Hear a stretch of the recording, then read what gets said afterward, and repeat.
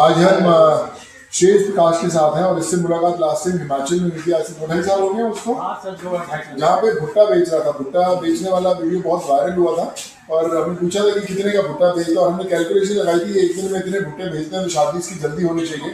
और आज वापस इतने सालों बाद तब हम इसके स्टेट में गए थे, आज ये हमारे मुंबई में आया हुआ है। वैसे ही करते रहे भाई। अभी भुट्टे का चल रहा है बढ़िया एकदम। अब इस समय मैं गांव आ गया, गांव साहब से मिलने चले गया। यूट्यूब पे वीडियो बनाता हूँ सर, कॉमेडी।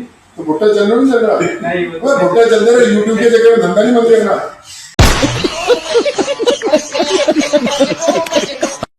ये इसका चैनल सब्सक्राइब करो यार। यूट्यूब पे चैनल है मेरा, प्रकाश है भी कॉमेडी के नाम से। कॉमेडी करता है। हाँ, यूट्यूब पे जाइए, एक बार चैनल को जरूर सब्सक्राइब कीजिए।